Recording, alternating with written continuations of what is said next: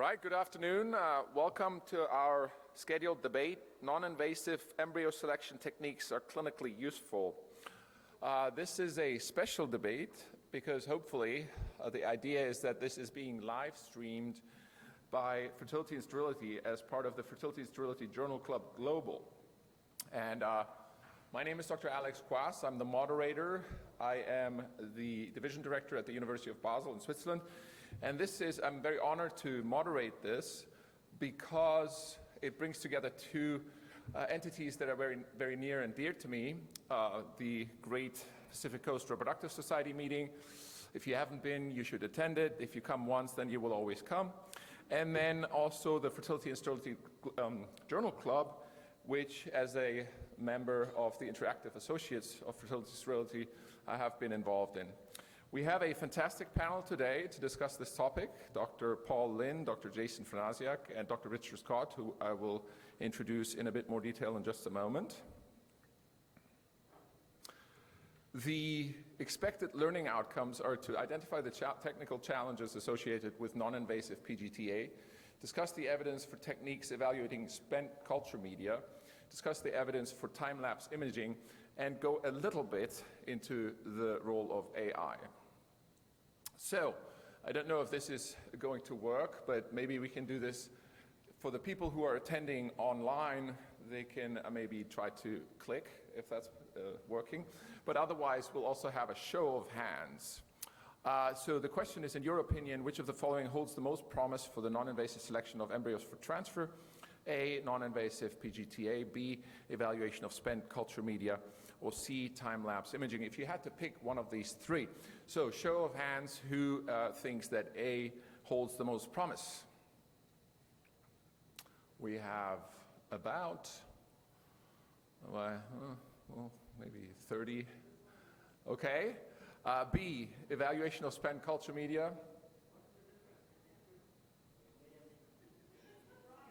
I guess you'll learn that in this. We'll ask the question again at the end.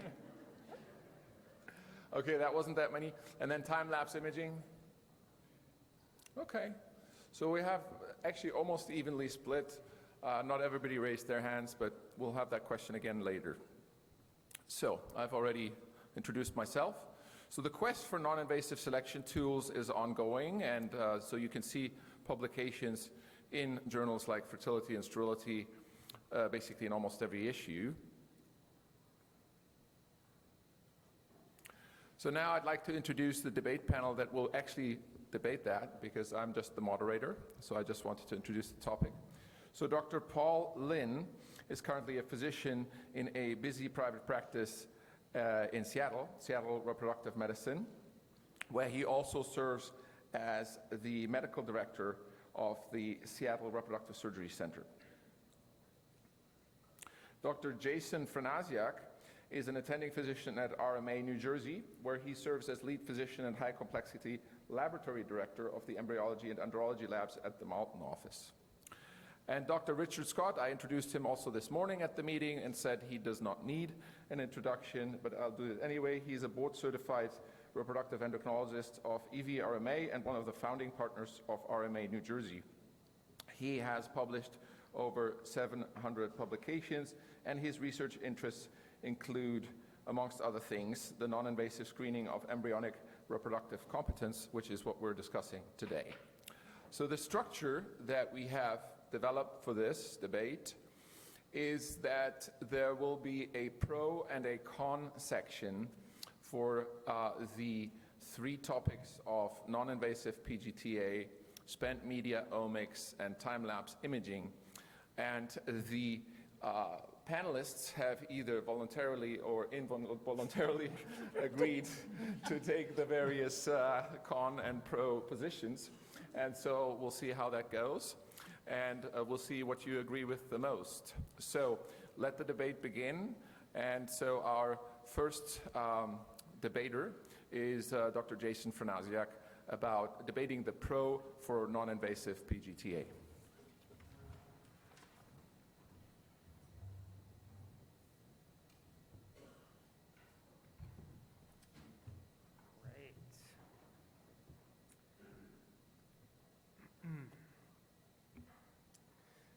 So a great pleasure to be here today to be the pro non-invasive PGT panelist. In general, some of the things that I wanted to talk about with the benefits of non-invasive PGT is the potential for it to be more cost-effective, the fact that it requires less micromanipulation skills, and that it has the potential to be a lower risk to the embryos. For PGT, genetic material has to be, of course, isolated. This is done via either blastomeres or trophectoderm. There is some good data, which has already been discussed here, talking about the fact that day 3 biopsy does harm the ability of the embryo to create a child. Despite the evidence of impaired implantation, which can be as much as 39% relative reduction, the long-term health benefits of individuals is a bit sparse. Some studies have reported increased neurodegenerative disorders, higher body weight, and significant epigenetic modifications, and these are in mouse studies. The trophectoderm biopsy performed at day 5 or more post-fertilization removes 5 to 10 trophectoderm cells, which can allow for better amplification and lower allelic dropout. There's data from Teagues in 2021 and Scott in 2013 that trophectoderm biopsy does not harm the embryo's ability to create a child. However, Neal et al. In 2017 showed that relative amounts of DNA content, which is a surrogate for the size of the embryo biopsy, does in fact have impacts on pregnancy outcomes. The data only kind of encompasses the ability of the embryo to create a child and does not provide reassurance that the impact of the biopsy does not have impact on the fetal development or downstream effects on children. There's also substantial variation in clinical outcomes from PGT cycles in different clinics, and this may not be entirely explained by the patient population alone. The embryo biopsy techniques have never been fully standardized, and one could speculate that some of the interclinic and inter-biopsy practitioner differences may be in fact due to divergent biopsy techniques. Additionally, in order to obtain the genetic material, there are some additional costs which are associated with traditional PGT. There has to be a laser to breach the zona pellucida and remove the genetic material from the embryo. There has to be staff costs for highly trained embryologists. There's the time spent performing the biopsy. And some of these costs may actually limit some of the clinic's abilities to offer this to their patients. And with the costs of genetic testing decreasing, the cost of obtaining the biopsy may actually be the most substantial part of the PGT, as it would be performed with a biopsy and analysis of the trophectoderm. The discovery of DNA within the blastocelic fluid and within spent culture media has driven some significant interest in data surrounding the potential for non-invasive PGT. Blastocentesis is already a routine task performed in the embryology lab, as it can often be done at the time of vitrification. There are really kind of 2 requirements that we have to have. One of them is that you have to be able to isolate the DNA to analyze, and the second is that the DNA must be representative of the developing embryo. In terms of isolating and analyzing the DNA, the amplification of blastocelic fluid DNA in several different studies has ranged from 35% to 88%. It is believed to be somewhat degraded, leading to higher allelic dropout, which could be problematic for PGT-M cases in particular. Gianaroli in 2014 found fairly high concordance with ploidy between the blastocelic fluid and the trophectoderm of up to 97%. That same group repeated the study with a larger group of embryos. This was Magli et al. In 2016, and had concordance rates with the trophectoderm biopsies of about 97%. The blastocytic fluid DNA amplification in that study was 82%. It is important to note that other groups, Capalbo et al. In 2018 and Topler in 2015, reported much lower concordance rates. The discordance between these outcomes is not clear, and it could be attributed to mosaicism in the embryo, the embryo quality, as some of these embryos being studied were donated for research, and the PGT platform being utilized. There is something to note that Magli et al. Reported a significant learning curve when it came to the successful amplification of blastocytic fluid DNA, with 50% at the beginning of the study and 100% at the end of the study. The authors had hypothesized that the quote-unquote tubing of the blastocytic fluid was a critical step, and that pipetting the blastocytic fluid immediately into cold PCR tubes with centrifugation was a potential factor with the improvement. The shortening of the DNA in these blastocytic fluid aspirations is problematic, particularly when it comes to whole genome amplification techniques. The diagnostic efficacy may be improved with new whole genome amplification techniques designed to amplify smaller DNA fragments. So in some of the blastocytic fluid samples that do yield a result, oftentimes seem to have accurate representation. The accurate representation of the blastocytic fluid with the DNA, again, of note, does range from 2.9%, which is quite low in the Capalbo study in 2018, to 100% in a study published in 2017. In terms of spent culture media, the issue is that some of the spent culture media may indeed contain maternal DNA contamination. Amplification rates are much higher with the spent culture media with the WGA techniques, ranging from 81 to 100%.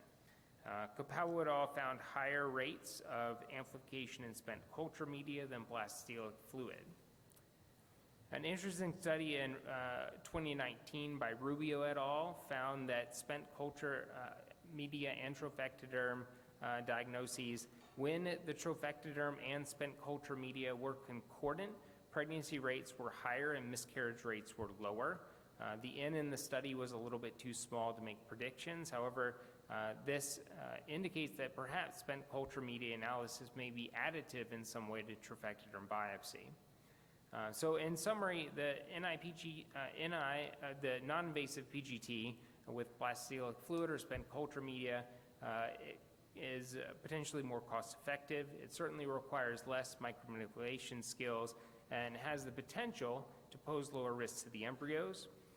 Amplification issues do persist with both the blastocytic fluid and the spent culture media. A solution may be to utilize a novel amplification technology adapted to degraded DNA and allow for more sensitive DNA detection technologies utilizing next generation sequencing, digital PCR, or pyrosequencing. Also, interestingly, the non-invasive PGT may be potentially additive when it comes to traditional PGT. Thank you.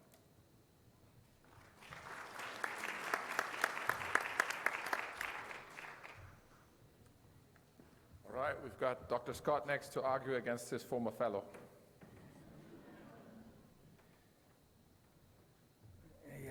A clear example of when the student becomes the master. So thank you, Jason.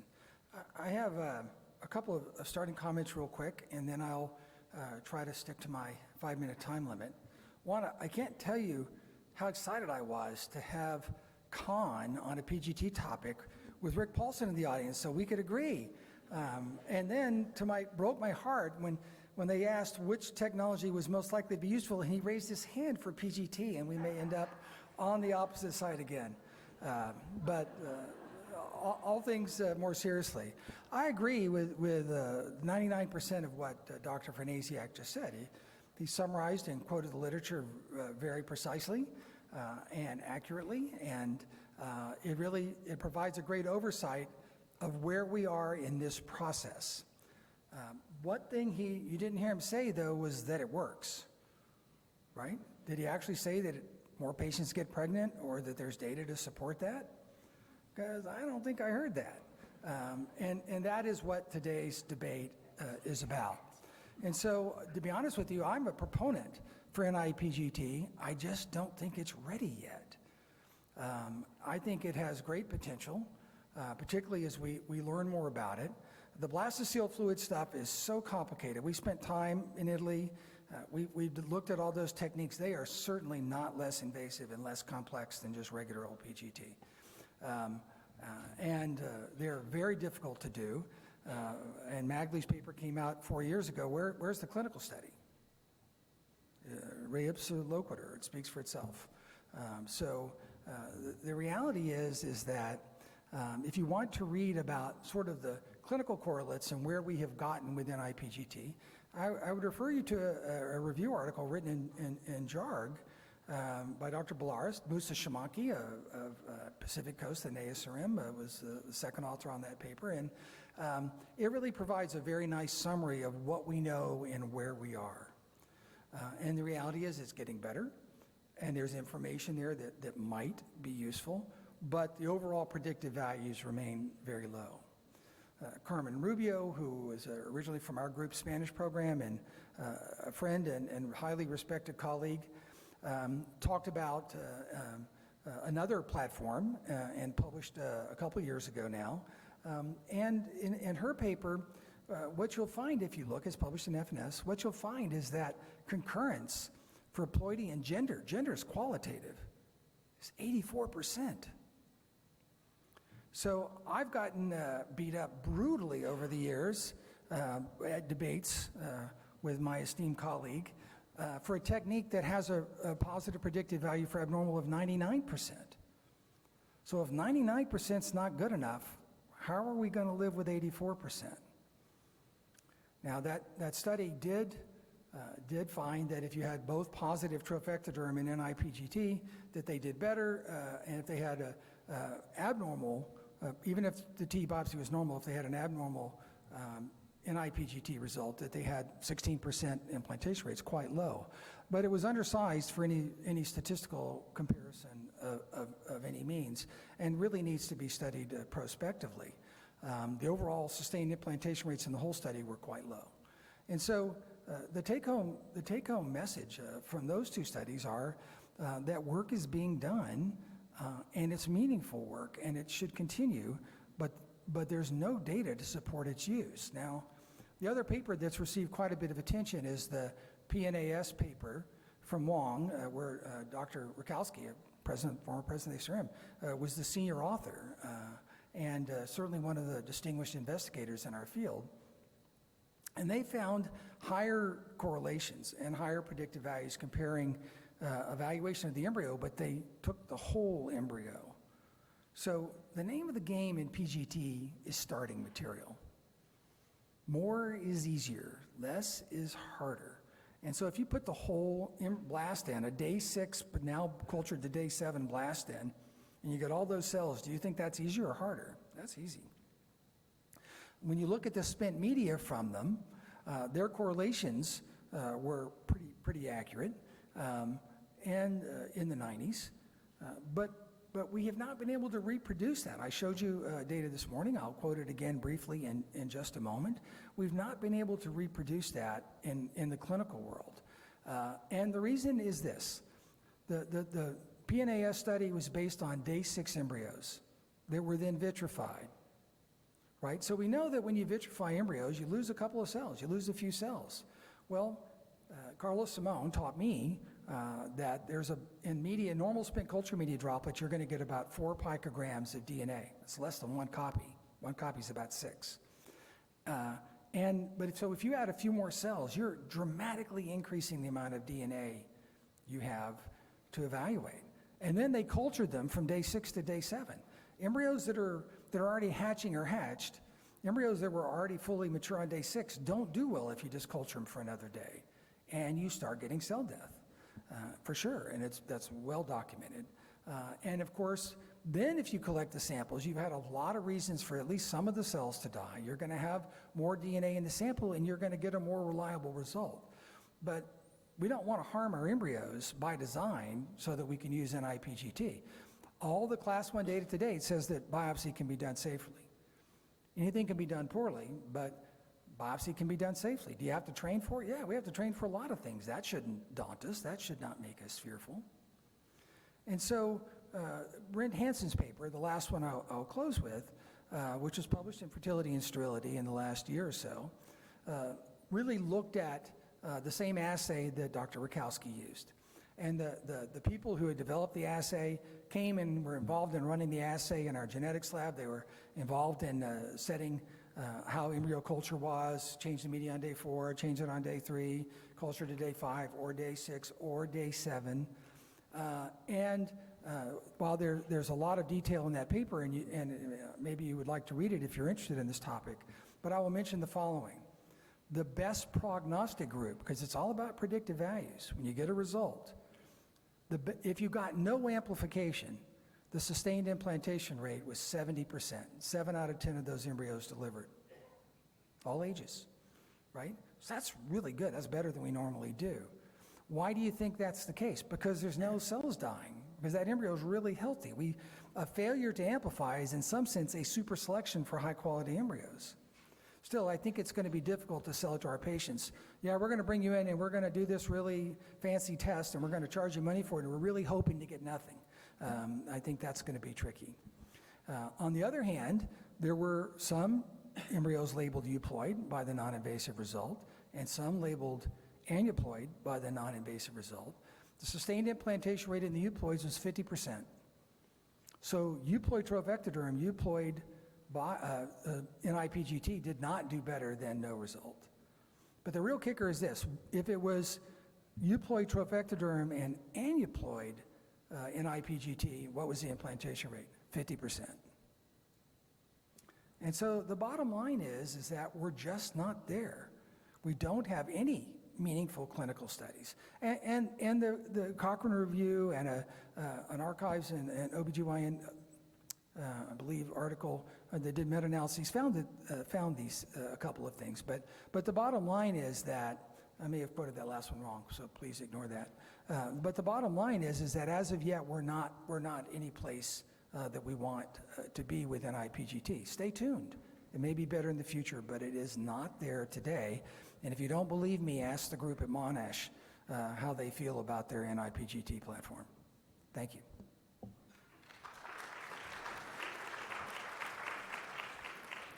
Thank you very much, Dr. Scott. So now we get to the next section.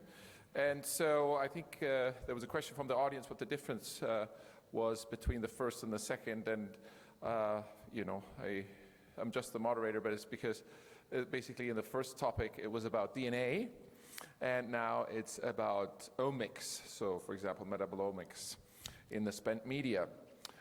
So, Dr. Lin, please come to the podium to argue the pro side of this.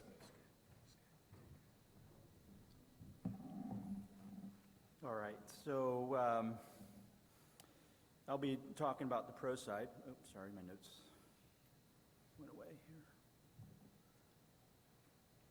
Which I want to thank Alex for putting me up here. It's a very difficult topic, but I'll do my best, whether or not it should be clinically or not. I don't disagree with anything that Dr. Scott said, but I'm going to, and obviously there's no randomized controlled trials that are out there recommending that it should be across the board recommendation in 2022, but I think there's enough out there that maybe in a few years after future research, it could be something that could be a supplement or part of our conventional or, whatever terminology you want, the current PGT-A style. And I just want to say to Dr. Paulson, I have no beef with you. We can have a drink right afterwards. And so I just want to do a shout out to you. So whatever you say is correct. All right, so I think one of the big pros of spent media, embryo media is obviously, it represents the concept of what all our patients want. We want less invasive whatever, right? How many times have we talked about natural cycle IVF? How many times have we talked about minimal stimulation IVF? If we have the promise, and I'm not here to talk about statistics or anything, but I still think that we should explore this technology. A lot of people think that things that we do in the lab, are invasive and traumatic to the gametes, and I think it would be irresponsible for us as a reproductive society not to at least explore it. Whether that's actually in place of conventional IVF, PGT-A, I don't know, I don't think so, but it could at least be a supplement, and it would be irresponsible for us not to at least discuss this technology as being an option for them. Another pro, obviously, is it requires no specialized training. I mean, how many of us are struggling with getting embryologists? And with the incredible volumes, we're going to probably report out and start data about 300 cycles in 2020, and that was during COVID.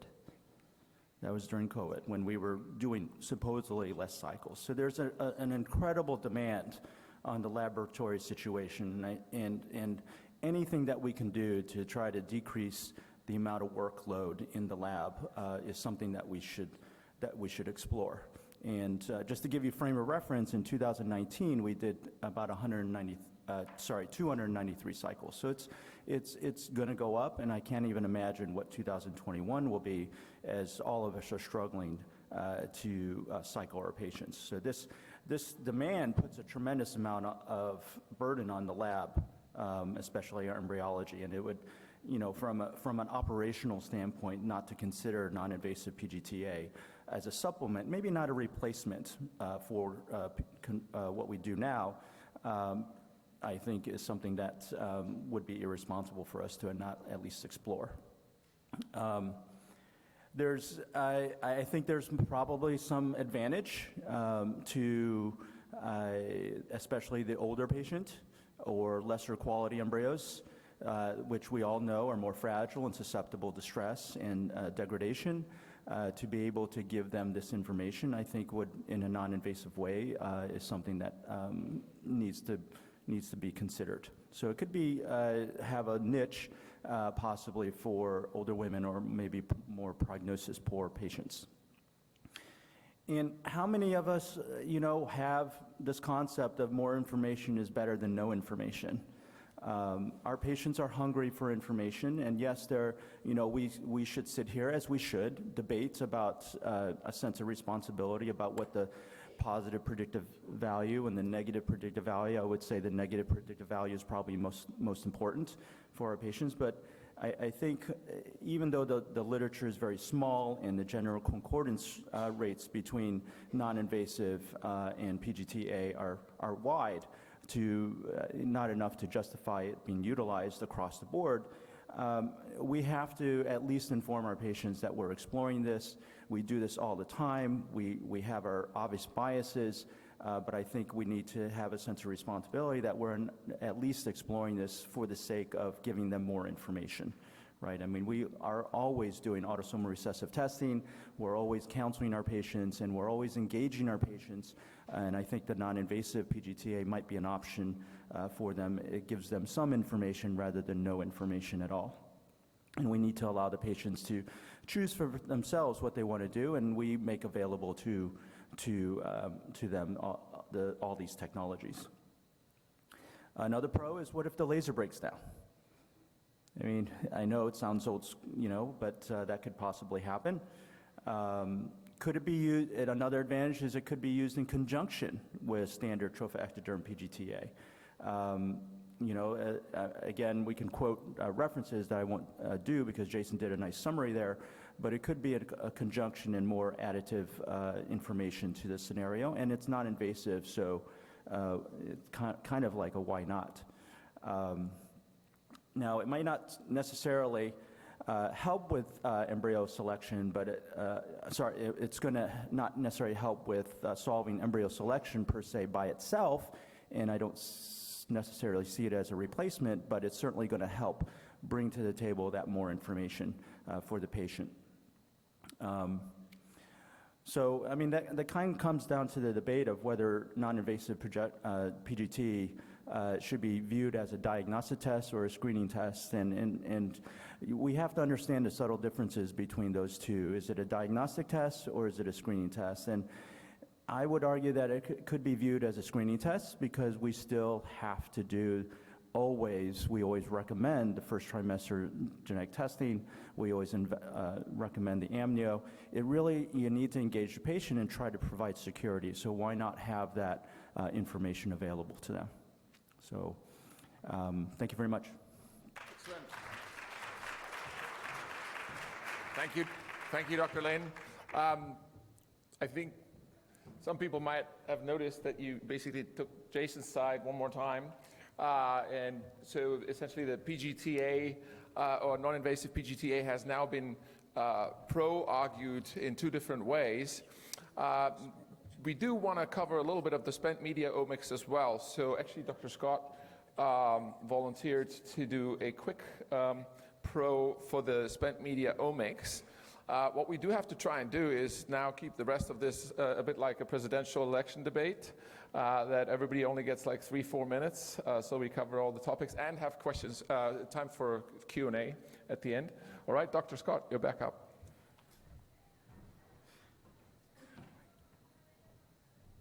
Thank you, Dr. Quas. And very briefly, so people have been looking at things that the embryo secretes into media for almost 30 years. There were early studies using HPLC, quantitating different amino acids and some very different small proteins that were actually very helpful, particularly when you combine them in sort of Bayesian formulas to try to look at overall prediction of outcomes. Unfortunately, it was very difficult to reproduce those techniques across different labs and with different embryologists, and they didn't work out. But they were seminal. These studies came from the UK. They were seminal in saying that the media is modified. David Burns and McGill showed that there's a number of side chains, and you can measure those. They did it with Raman originally in Emery Selly's work, and then with near-IR, which unfortunately didn't work as well clinically. But the concept and the data to say that the environment is indeed modified is clear. Now that the technologies are much higher resolution and much more reproducible. And so particularly some of the mass spectroscopies, the Maldi-Toff sort of approaches are very impressive. But the studies remain to be done.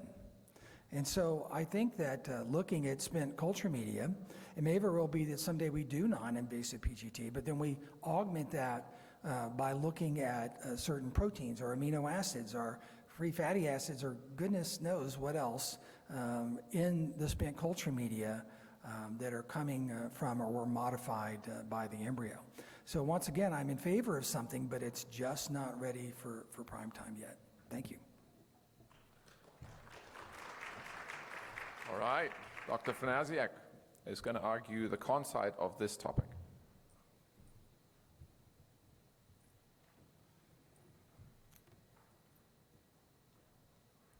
All right, everyone. So as has been discussed, the kind of goal of ART is essentially to be able to select the single embryo that has the greatest potential for reproductive competence. Traditionally, morphology screening has been the mainstay. This has been augmented by morphokinetics and PGT-A, and now omics in terms of proteomics and metabolomics have really come onto the stage as a new method of trying to select for embryos. It has been hypothesized by David Gardner in 2019 that the metabolomic profile of spent culture media could be indicative of future health of offspring, which may have implications that go beyond even whether or not that embryo successfully creates a child or not. It could offer information both beyond implantation and in terms of the childhood health. The embryo have remarkable metabolic plasticity, however, and this can be seen by the various forms of media that are utilized and additives which are utilized and lack thereof. Overall, the embryo's ability to handle oxidative stress is tied to the metabolic profile. And in general, the current understanding of embryonic metabolism comes primarily from murine models and involves limited number of substrates, which include glucose, lactate, pyruvate, and other things, amongst them the amino acid glutamate. We have limited understanding of the embryonic metabolism, due in large part to the techniques which are utilized to study it. Namely, these are radiolabeled substrates or microfluorescence, and the culture conditions actually can significantly alter the outcomes of these experiments. So at the present time, there's a limited understanding of the dynamic and tightly controlled biochemistry over the course of the pre-implantation period of time. In addition to the unclear understanding of the processes is how these processes are actually controlled and whether or not one pathway or the other should be promoted in order to select for an optimal embryo. One of the things that is of note is the gas chromatography and mass spectrometry, which is utilized, the primary mechanism utilized to understand these substances requires derivatization to be performed in order for the compounds to be separated and identified. This process actually causes metabolite conversion, which ultimately alters the very thing that's ultimately being studied. The challenge of differentiating between substances produced by the embryo itself and things that are in the culture media are also significantly challenging. So kind of in conclusion, while the omics assessment of the metabolome and proteome are of certainly high interest, the fundamental lack of understanding of embryonic metabolism is a major barrier. Knowing when to obtain the samples and the optimal means of obtaining these samples has not been established. Further standardization of sample volume and the culture media type will also need to be overcome.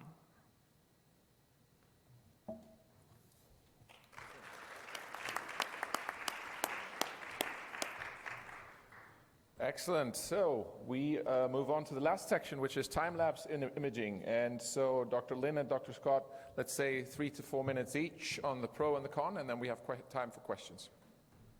Mine's going to be quick. Okay. All right. Well, I feel like in this aspect of the debate, I'm looking for the upset. You remember? So I'm going to try to be Buster Douglas here, upset of Mike Tyson here. And so I'll try to convince you about the time-lapse. I think from a time-lapse standpoint, I'll just say this, that you know, there's a lot of technology and it kind of makes sense, and I think it had a lot of promise. I just think the technology just, we're kind of looking at it from a wrong way. We don't even know what we're looking at in terms of metrics, right? Embryo development, time, development of the embryos themselves. And because of that, we can't really evaluate the technology properly.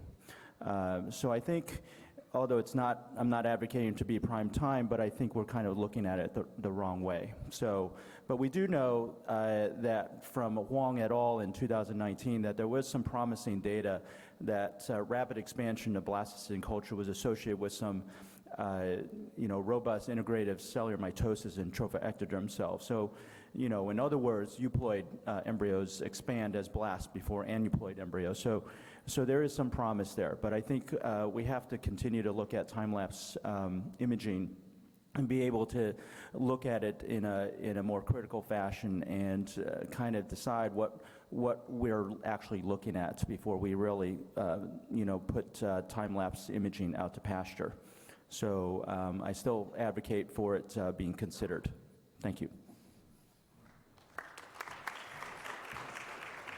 Thank you. And we get to the final section, and that is Dr. Scott arguing against time-lapse imaging. Well, thank you. Again, I'll try and be quick. So when we think about time-lapse, what we're really talking about of course, is the rate, the temporal development of embryos. But we get a lot of different embryos, information about the embryos from time-lapse. I think you might divide it into 3 areas, one of which is if you see abnormal things happening. For instance, from 3 cells going to 2 cells. That's not within the normal domain of embryo development, and when you see that, it provides insight. That's not a timing issue, it's a biologic issue. And then also on the timing issue for these differences, we get that development, but even above and beyond that, we allow ourselves to record images so that we can capture them at just the point in development when we want, when expansion first occurs, when the blastocele is first fully formed, or when there's the first evidence of hatching, which then allows a static analysis, not really time-driven, allows a static analysis, and of course AI and all those other things are going to come in there and look at that from a grayscale perspective and see if they can improve our selection and predictive values. But in the last minute or two that I have, to say that the time became very interesting to all of us because we knew that day 6 embryos didn't do well as day 5 and day 7s did poorly. But of course, implantation the timing is not just about the embryo, it's about the endometrium. And many of those embryos were simply getting out of the window of implantation that occurs in healthy normal endometrial development with appropriate normal progesterone levels, and they're just missing that window. And so Ashley Teagues in Human Reproduction in 2019 published a really nice paper showing that if you correct for the dyssynchrony between embryonic endometrial timing, and this is work that also Dr. Furnasiak's done a lot of, if you do that, then you'll see that the implantation rates amongst euploids from day 5 embryos is almost 70%, from day 6 embryos in the 60s, and is in the mid to high 50s on day 7. So think about that. You're 2 days slow. Do you really think that being 30 minutes slow somewhere in the developmental cascade is actually going to prognosticate your outcome? It clearly does not. And in fact, Linnea Goodman's randomized trial, which is my favorite, from the group at the Cleveland Clinic, clearly shows that it does not prognosticate outcome. Our own group at EVRMA and Marcos Messier has done a lot of work in this, but it really has not prognosticated improvements in outcome. Finally, I'll say that that doesn't mean there's no role for these systems. Again, they may be used and integrated with other technologies. We may learn more. The grayscale analysis that comes from being able to record precise images at precise moments may bring value. There's a lot more to this. But classic time-lapse, I think, is almost certainly not going to be impactful for our patients. Thank you.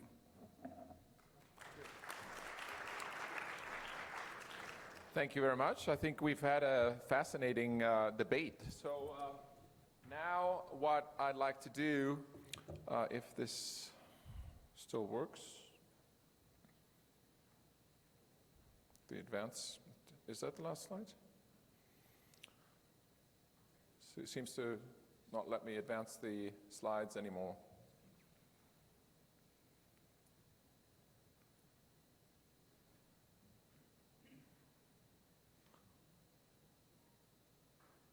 Okay, well then let us just do it, I just say the question that was going to be on the next slide, and that is the same question as at the beginning.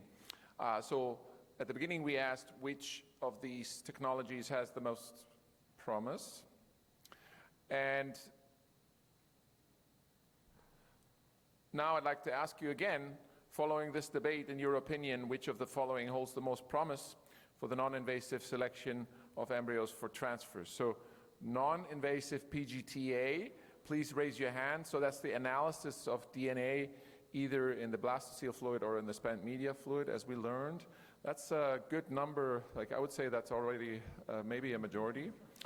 Then I would say that was about 70% maybe. And Jason is celebrating. Then we have the evaluation of spent culture media with metabolomics. So, we have at least one hand here. Oh, Dr. Paulson has changed his mind. Okay, so that, we had a few there. And time-lapse imaging. We have, I'd say about 10 hands. So the audience feels at this point that non-invasive PGT-A has the most promise. And now we get to the question and answer part. So do you have any questions for our panel or comments? Then please, you can get up and ask your question. Thanks for the great talks. And this question for Dr. Scott regarding metabolomics. So actually, I learned a lot of things during these multiple different conferences about metabolics. My understanding is this technology cannot detect segmental errors, cannot really kind of tell which chromosome is involving, if there's any abnormality, and also cannot detect the mosaicism. Which technology? Metabolics. Metabolomics. Exactly. Yeah, because they're not looking at DNA at all. Right. Right. So then, since they have all this limitation, which basically they are looking at the implantation potential, right, for a single embryo. Well, we know that those trisomy 21s are implanting.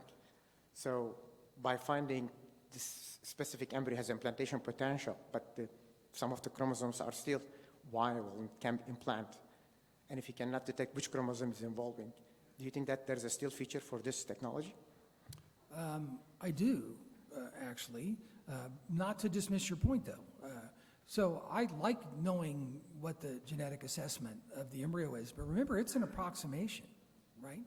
So you can have 5 trisomy 15 cells and 5 monosomy 15 cells in a TE biopsy, and it looks perfectly normal. So even when you get a euploid result, you don't know for sure it's euploid. It's just more likely to be euploid. But the performance of the embryo, the dynamics of the embryo, particularly in the latter stages post-genomic activation, when there are a lot of things changing in these embryos, may help us further prognosticate reproductive potential, which is really the most important thing that we can do to help our patients. So maybe it'll be enough on its own, maybe it'll be additive. We need more work. It's not enough. But you don't have to have DNA to bring value. What you need is good studies showing that you bring value, that the predictive values are high. David Adamson from San Jose. Thanks very much, guys, for a great talk. There seems there's still a lot of confusion because all the studies are different. The studies are all different ways. But 8 years ago, World Endometriosis Research Foundation published 4 papers that standardized the history, physical findings of surgery, tissue collection, and preparation and storage, and also fluids to look at studies in endometriosis.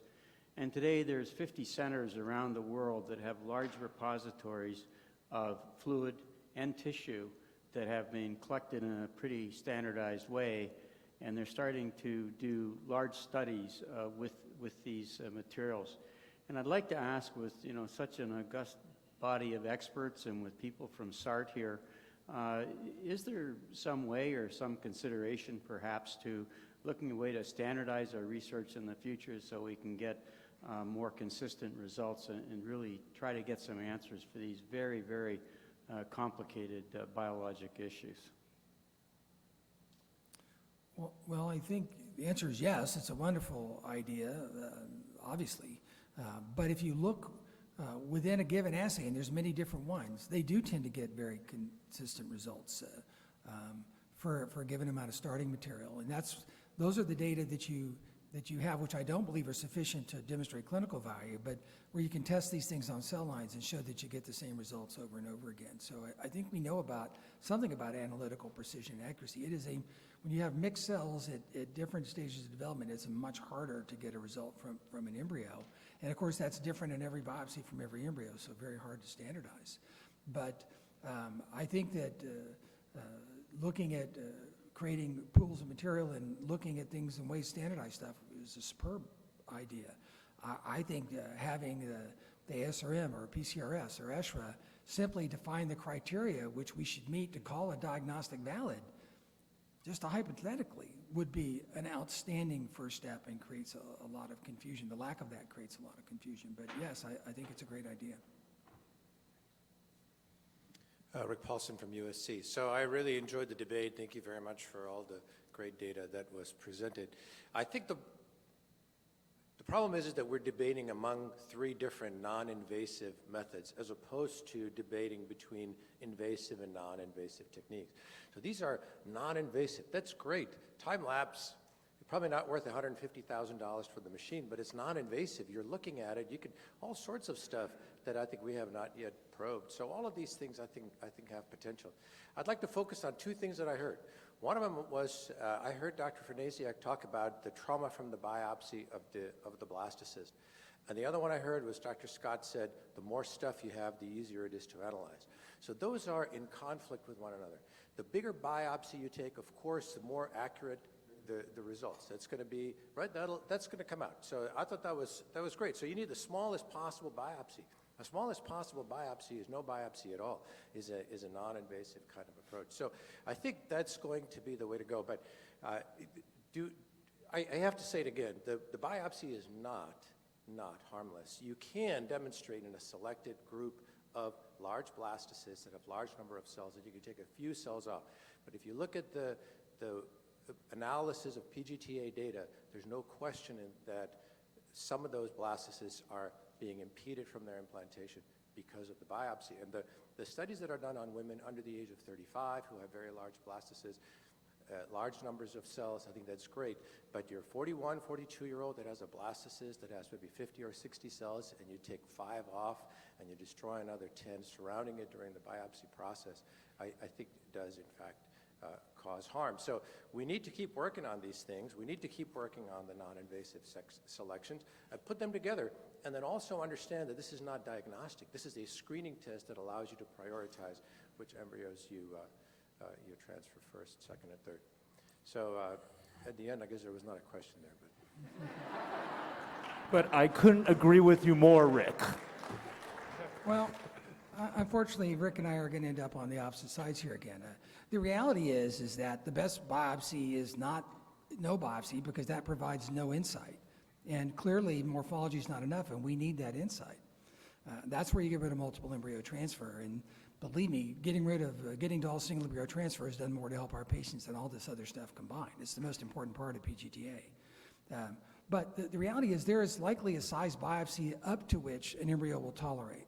Now, Magdalena Zernica-Gertz, has looked at this and worked on this in a number of different models, and it's pretty clear that there is a threshold above which you can't go. And what Shelby Neal showed, and her paper also from our group, is that you probably can't go crazy. The group that did poorly, some of those had 20 or more cells in them. That's too far. You can always go too far, right? So, but when you're down around 5 or 10 cells, you don't see a negative effect, and that includes in older patients. This comment that we don't have any data on older patients, look at Eric Forman's data, look at Ashley Teagan's data. It has older patients. It's absolutely available. So no, I don't think we have data that says that we're doing harm. If you can do harm. You can always do something wrong. There's almost a million things we can do in the lab wrong and cause harm. But as of now, it can be done safely. I think we have time for these last 2 questions, if they're relatively quick. Yes, so I do think we can do harm, but that's not the question. The question is it not that these technologies are more for what you, Richard, earlier said you didn't like, which is ranking, giving preferential treatment of saying, how do we decide which first? And the Monash story that you referenced is actually a case where they deselected what they called aneuploid from non-invasive PGT and threw them away, instead of saying these are now, less valuable, lower on the threshold, and perhaps need actual invasive testing to confirm. And that might be, again, not necessarily the ni-PGT or what they did, because that would still be difficult to use it in that fashion, to have it be a aneuploid and then say now we have to retest it, and then you find out, well, it was wrong. So that's a problem. But that was the biggest issue they did there, was they threw away embryos that were aneuploid. But still, to be able to rank embryos, whether it's time-lapse, whether it's non-invasive, I think the metabolomics, the Aptamir story is what the future potentially holds, although there's a lot of work that needs to be done there. So will you rank? So I actually agree with all of that, Dean. I think that's a very insightful statement. But the bottom line is those technologies, which I am very hopeful for the future, I would hope that all of us are hopeful for the future, don't have any data saying they work. So what we have today, what you will talk to about your patients on Monday, is based on what's available today. And right now, PGT-A gets you the highest sustained implantation rates. If you transfer every embryo, you're going to get to the same outcomes, but not short of that. The reality is all these other techniques are very exciting, and you're right, they might be combined. They might be useful. They might be reproducible. They might. Great, let's go get the data. We don't have it yet. So as for now, not players. Okay, one more question. So more of a comment, but it seems to me that time-lapse was the technology that enabled artificial intelligence for images and video. Just like an enabling technology was needed for that, we probably will need an enabling technology for non-invasive as well. So probably microfluidics, lab on chip, but it seems that the best part about this is a biopsy is just a snapshot in time. If we were constantly analyzing the spent culture media through a microfluidics platform, we could get much more information, just like time-lapse. So. Well, a biopsy for DNA is not a snapshot in time because DNA is perpetuated through future cell divisions. If you were looking at the transcriptome, it would be a snapshot in time. But I agree, we may use all kinds of combinations for all of these things, and some really smart people with really smart engineers are going to make a lot of cool new toys for us to play with so we can have something to debate about 5 years from now and 10 years from now. It's very exciting. It's very exciting. Wonderful. I think that was a great concluding statement, and also actually included this topic that we didn't discuss in great detail, which is artificial intelligence, which obviously plays into this topic as well. Well, I hope that the people that attended online and registered for this journal club enjoyed this debate despite the technical difficulties, and also got a flavor of what the PCRS meeting is all about. Tomorrow we'll have another journal club, and that's going to be an exciting topic as well. It's going to be in the afternoon at 2:45, and it's going to be ICSI for non-male factor infertility. And we will have 6 fellows from universities across the country debating that. That concludes the Fertility and Sterility Journal Club part. For the PCRS guests or attendees, I have 2 more announcements. Number 1, from Joy, that if and when you sign up for the awards dinner on Saturday night, make sure that you also get a table number ticket so that you know which table number you're at. And then I'm supposed to also say that with a small delay after this, you can, if you would like, move straight to the Unify Product Theater, and that's in Crystal H1. That's the end of the session. I hope you have a great afternoon. Thanks, Jason.